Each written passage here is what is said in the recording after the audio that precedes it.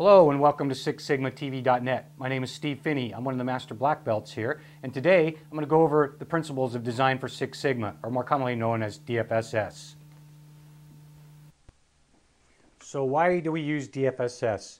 As you can see by the graph here on this chart, a little bit of upfront investment is much more effective and efficient in terms of the long-term life cycle of the product or process we're trying to design.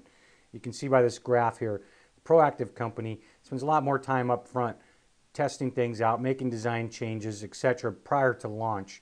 And then after launch, they usually have the product pretty well designed or process well designed, in which very few design changes are required post-launch. Whereas a reactive company, they basically just throw together a product or process and launch this product or process and kind of let the dust settle as it may. A company that follows that type of approach, you can see by the curve, they have huge number of design changes required after the launch, which generally comes at a great cost to customer satisfaction and then overall cost of designing and developing the long-term life cycle of the product or process that we're putting together. So classic example of this is a hiring process in which we follow a top grading approach. We spend a lot of time up front hiring or interviewing candidates and exploring them, getting more depth about their background and trying to find those A players, whereas a traditional approach, we use a resume, we ask some questions. The resume might not always accurately reflect reality, so we might be hiring what we think is an A player when in fact they might not be quite up to speed.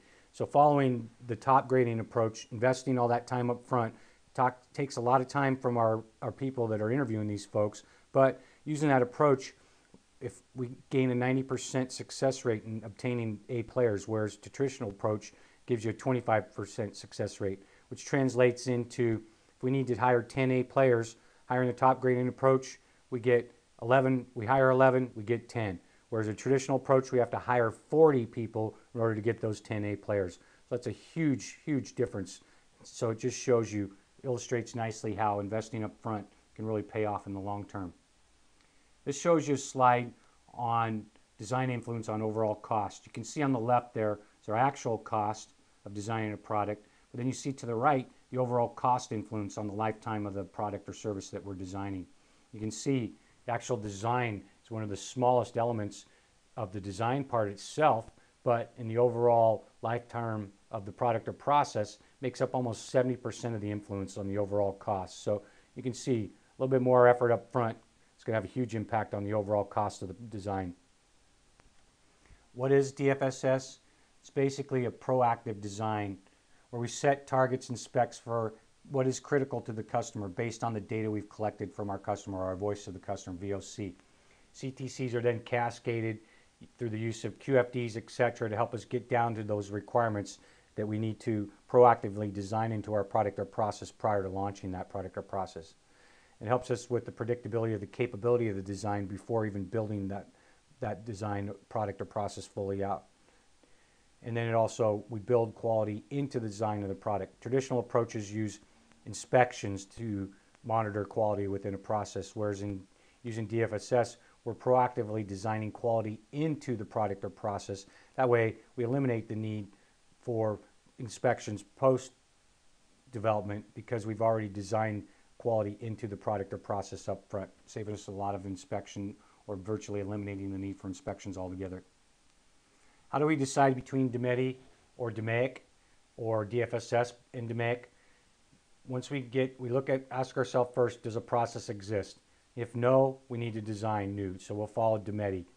If yes, we'll go through the measure, analyze, improve, and then we'll ask ourselves, did we make enough improvement? If we didn't, then we go back into the DFSS approach to re-engineer that product or process. Even though it already existed, it wasn't capable of meeting our customers' requirements, meeting or exceeding, I should say. And so we needed to go back in and totally re-engineer that product or process to be able to meet our customers' requirements. DFSS is a cultural change. It's kind of like implementing Six Sigma throughout an organization. It requires a whole mindset shift. And so using DFSS, we're going to look at, help us focus our projects by identifying our target customers. We understand what their requirements are, translate those into what's critical to our customers, and then we build our processes or products to meet those CTCs or exceed those CTCs. And then we deliver and sustain nearly defect-free performance on those CTCs because we designed everything up front, and what we produce is going to be defect-free based on our customers' requirements that we defined in the very beginning, and then developed our products or processes to meet those CTCs. Here's a roadmap we follow using a DMED approach. There's another approach called, you might have heard, the DMADV. A lot of it depends on whether you're trying to design a new product, or you're designing a new process, or what is it you're trying to develop. But we follow DMED, which is define, measure, explore, develop, and implement. So in the define phase, what is it that we're trying to do?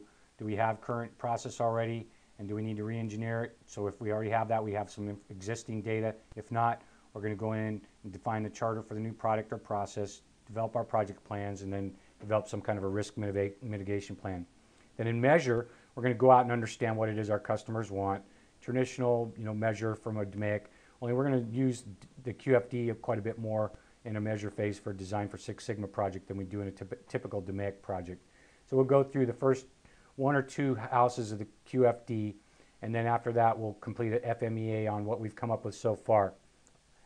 Then we'll go into explore phase, where we'll start developing high-level concepts.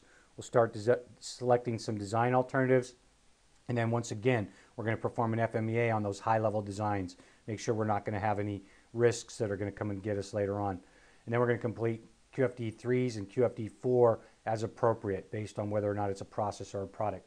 Then we're going to go in and develop high-level designs or products or processes, and then test them, update the FMEA once again, prepare a pilot, and then conduct design reviews. Then we're going to go out and implement. We're going to develop a working prototype. We're going to conduct and evaluate the pilot and evaluate the results from that pilot. We're going to prepare an implementation plan, prepare a control plan, and then we're going to figure out how we're going to transition the new product or process over to the new owner. And then we'll close out the project and get ready for the next one. So design project, as we mentioned before, it's not always something new. It could be something that exists, or it's an extension of an existing product or process, or it could be something new altogether. And that'll determine whether or not we're going to use a DMAIC or a DMED approach. So as you can see by this graph, is it a process, a product, or a market customer? And then is it an existing extension, or is it a new product altogether? That'll help us determine whether we need to just make incremental improvements, or if we need to develop or redesign altogether. As you can see, DFSS is a part of a huge set of tools from both Lean, DMAIC, and DFSS all together. So DFSS is primarily focused on growing and innovating our business, whereas Lean focuses on eliminating waste, and DMAIC looks at reducing variability and eliminating defects. So you can see they all cross over nicely, and they all mesh well, and any of the tools that we use in Lean and DMAIC can be used in DFSS as appropriate. Here's an overview of a DFSS project selection process. First thing we want to do is generate ideas. Then we want to review and condense the list, select our project criteria. What are some of those, we could use a C&E matrix once again to help us list the projects. What are the criteria? We weight the criteria, and then we go in and evaluate each of the projects against the criteria that we selected. And then from there, we make our initial project selection. So in summary, this DFSS shows you that a little bit of upfront effort pays huge dividends over the life of a product or process. DFSS is not just for products, but it's also for processes, or those products or processes that already exist. They're performing so poorly they need to be completely re-engineered.